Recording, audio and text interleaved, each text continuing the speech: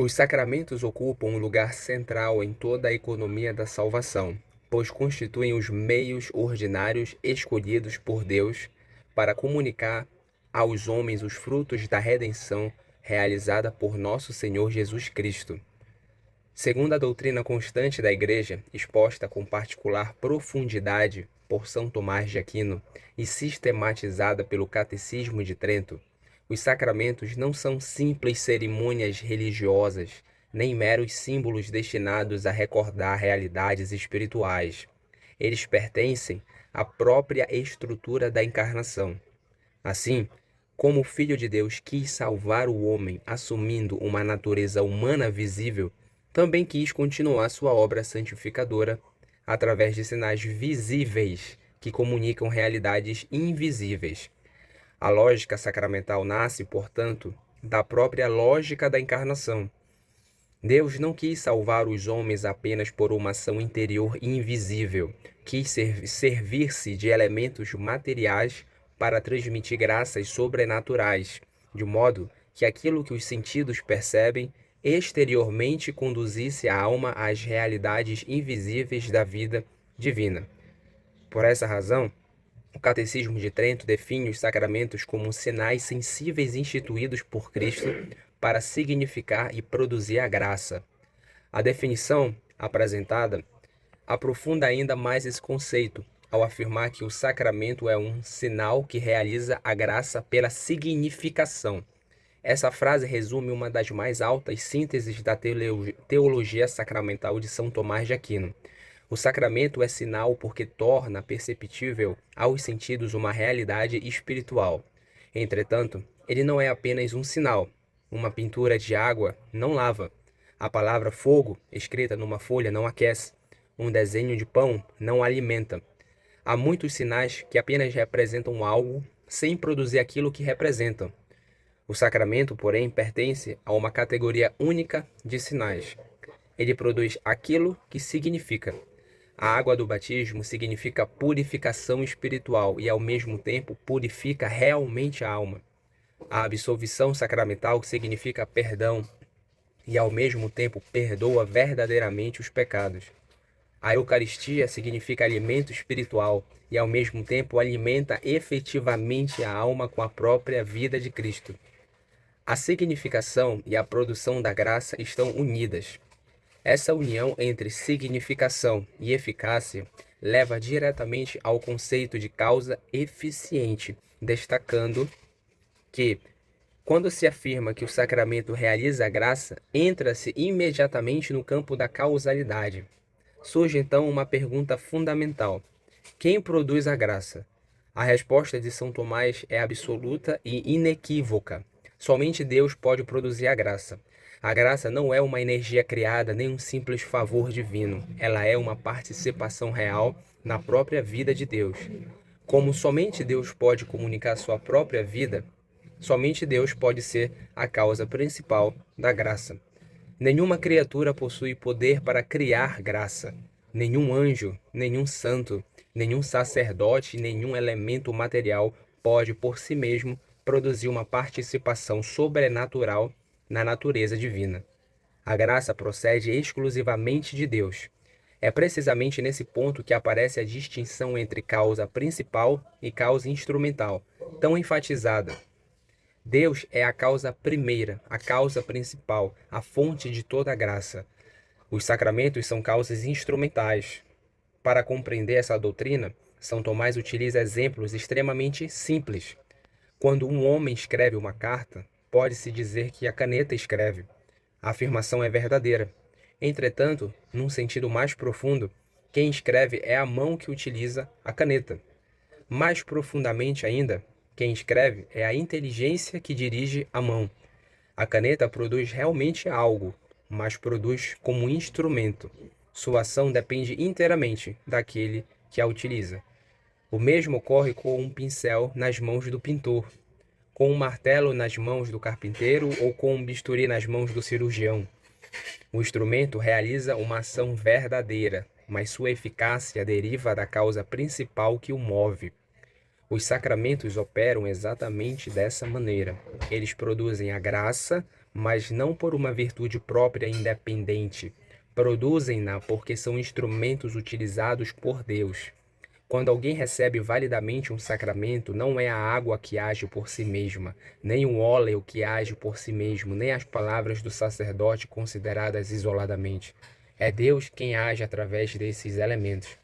O sacramento é instrumento, Deus é o agente principal. Essa doutrina permite compreender por que a Igreja sempre rejeitou tanto o simbolismo puramente protestante quanto qualquer compreensão mágica dos sacramentos. Os sacramentos não são símbolos vazios, mas também não são objetos dotados de poderes autônomos. Sua eficácia provém da ação divina, que se serve deles como instrumentos. Todavia, a explicação tomista não termina aí. Entre Deus e os sacramentos encontra-se a humanidade santíssima de Cristo. Esse é um dos pontos mais profundos da teologia de São Tomás e constitui a chave para compreender toda a economia sacramental. A humanidade de Cristo é um instrumento unido à divindade. Durante sua vida terrena, Jesus curava os enfermos, ressuscitava os mortos, expulsava demônios e perdoava pecados através de ações humanas concretas. Tocava os olhos dos cegos, impunha as mãos sobre os enfermos, pronunciava palavras audíveis, caminhava entre os homens. Sua humanidade era instrumento da divindade. A divindade realizava os milagres através da humanidade assumida. Quando a mulher hemorroíça tocou as vestes de Cristo, saiu dele uma virtude curadora. Quando Cristo colocou lama sobre os olhos do cego de nascença, a cura veio de Deus através daquele gesto humano. A humanidade de Cristo foi escolhida como instrumento vivo da ação salvadora divina. Após a ascensão, Cristo não abandonou essa lógica instrumental. Pelo contrário, prolongou-a na Igreja. Os sacramentos são uma continuação da humanidade de Cristo ao longo da história. Por isso, São Tomás afirma que toda eficácia sacramental deriva da paixão de Cristo. Os sacramentos recebem sua força na cruz. A água batismal purifica, porque está unida à morte e ressurreição de Cristo.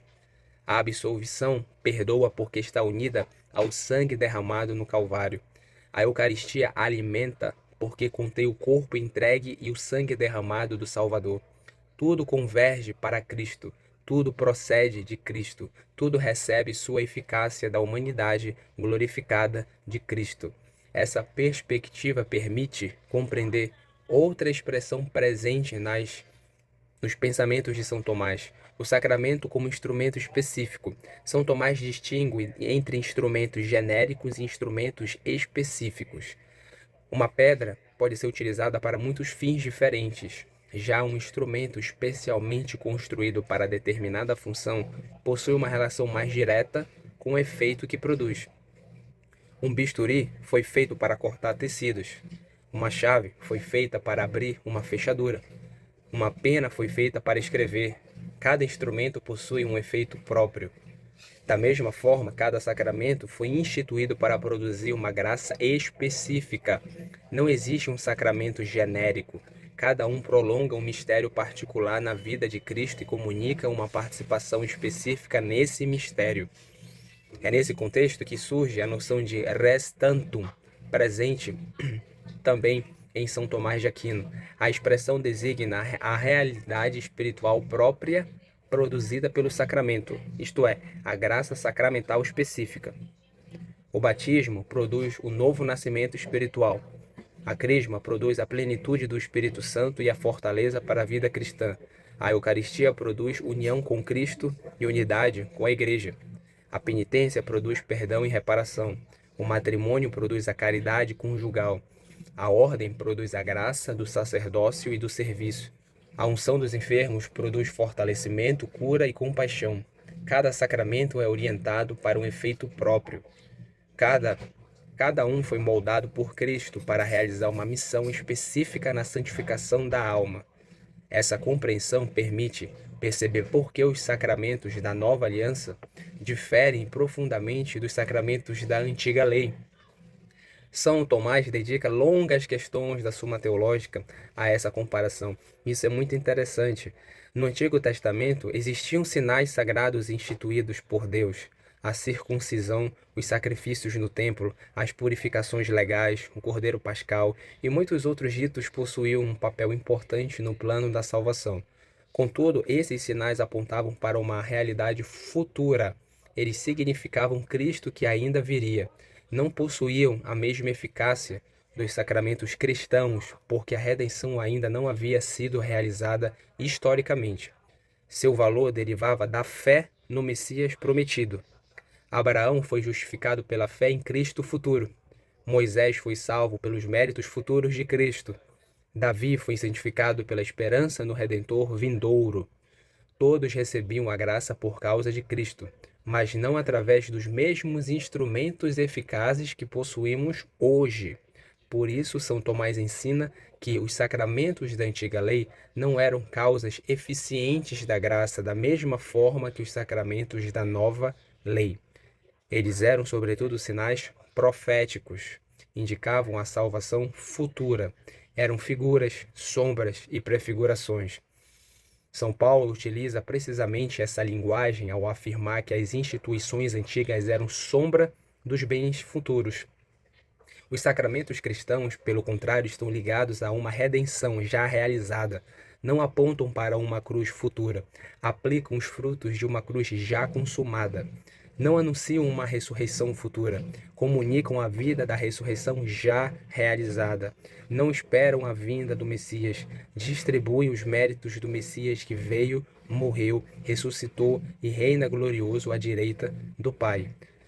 Daí decorre também a afirmação tradicional de que os antigos ritos perderam sua função salvífica após a vinda de Cristo. A circuncisão significava a espera do Messias. Continuar praticando-a como obrigação religiosa após a manifestação de Cristo equivaleria a afirmar que o Salvador ainda não veio. Por isso, São Paulo combate vigorosamente os judaizantes na carta aos Gálatas. O problema não era a prática cultural em si, mas o significado teológico que ela carregava. A figura cede lugar à realidade. A sombra desaparece quando o sol nasce. As profecias cumprem-se na presença daquele que foi anunciado. Outro tema importante é a doutrina do ex opere operato, solenemente reafirmado pelo Concílio de Trento. Essa expressão tornou-se necessária e famosa para responder aos erros da reforma protestante. Alguns reformadores afirmavam que os sacramentos seriam apenas manifestações externas da fé do indivíduo. Segundo essa concepção, a eficácia dependeria fundamentalmente do estado subjetivo de quem recebe. O Concílio de Trento rejeitou essa interpretação e reafirmou a doutrina tradicional da Igreja. Os sacramentos produzem graça porque Cristo age neles. Sua eficácia não depende da santidade pessoal do ministro nem da intensidade emocional do fiel. O poder vem de Cristo. Quando um sacerdote batiza validamente, Cristo batiza. Quando o sacerdote absolve validamente, Cristo absolve. Quando ocorre a consagração eucarística válida, Cristo torna-se presente. A ação sacramental é objetiva porque tem sua raiz na fidelidade de Cristo e não nas variações psicológicas dos homens. Isso não significa que a disposição interior seja irrelevante. Pelo contrário, uma alma mal preparada pode impedir os frutos de um sacramento ou até cometer sacrilégio ao recebê-lo indignamente. Contudo, a eficácia do sacramento em si continua procedendo de Cristo. É precisamente aqui que aparece a distinção entre ex opere operato e ex opere operantis, que será aprofundado posteriormente ao tratar dos sacramentais. Os sacramentos possuem uma eficácia objetiva porque são instrumentos escolhidos por Cristo para comunicar sua graça. Eles pertencem à própria estrutura da nova aliança. São os canais ordinários pelos quais a vida divina alcança as almas. Toda essa doutrina conduz finalmente a uma visão profundamente cristocêntrica dos sacramentos. Eles não são realidades isoladas, não existem por si mesmos. Cada sacramento prolonga o mistério da vida de Cristo. Cada sacramento comunica uma participação numa ação específica do Salvador. Cada sacramento é uma extensão da encarnação, da paixão, da ressurreição e da glorificação de Cristo. Assim como a humanidade de Jesus foi instrumento visível da ação invisível da divindade, também os sacramentos são instrumentos visíveis da ação invisível do Cristo glorioso. Neles continua a cumprir-se o grande princípio da economia cristã. Deus utiliza realidades sensíveis para conduzir os homens à participação na vida eterna. É por isso que São Tomás, o Catecismo de Trento e o Catecismo de São Pio X veem nos sacramentos não apenas ritos religiosos, mas a própria continuação da obra redentora de Cristo na história, até o dia em que a fé dará lugar à visão e os sinais sacramentais cederão lugar à posse plena de Deus na glória.